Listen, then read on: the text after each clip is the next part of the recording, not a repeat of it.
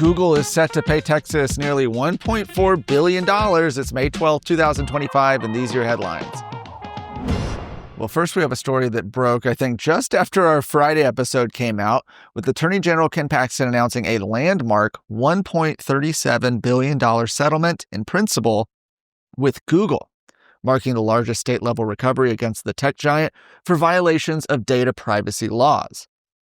This historic agreement is the culmination of years of litigation.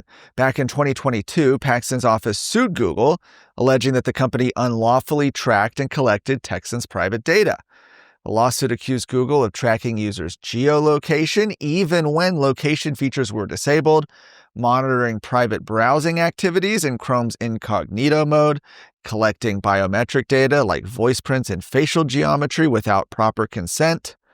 Well, Texans' suit argued that Google's actions violated the state's biometric privacy laws, which require companies to obtain clear, informed consent before collecting sensitive biometric identifiers like fingerprints, voice, or facial scans. Well, this big settlement exceeds any previous state-level recovery for similar data privacy violations.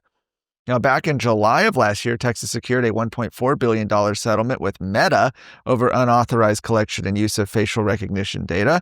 That was the largest such settlement ever obtained by a single state. The Texas House passed legislation to restore the Attorney General's authority to prosecute election-related crimes, an issue that has taken center stage in the wake of a court ruling and a high-stakes political fight within the GOP.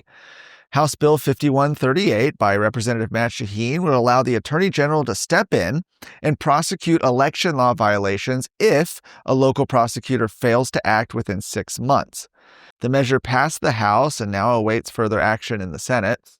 The bill comes in response to the 2021 State v. Stevenson's decision by the Texas Court of Criminal Appeals, which held that the Attorney General did not have independent authority to bring criminal charges under the election code.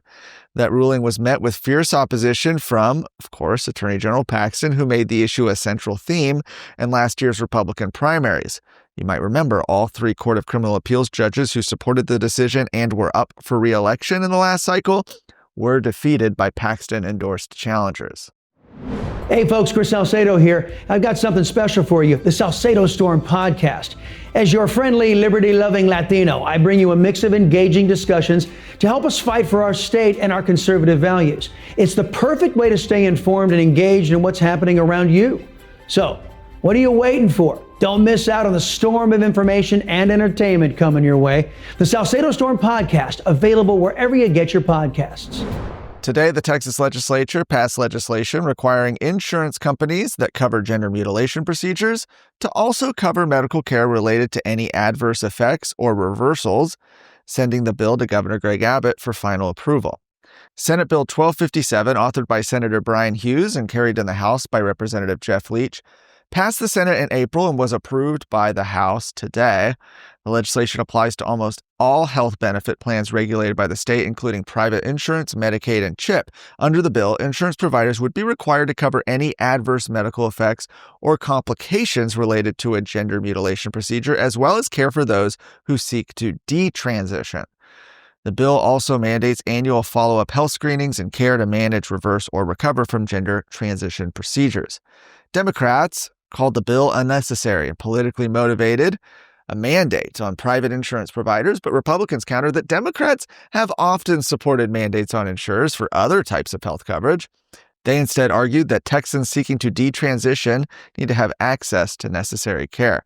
The legislation passed the House on a party line 87-58 vote.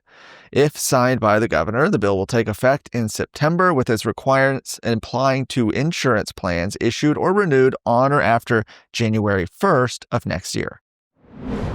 For more of today's stories, go to texasscorecard.com.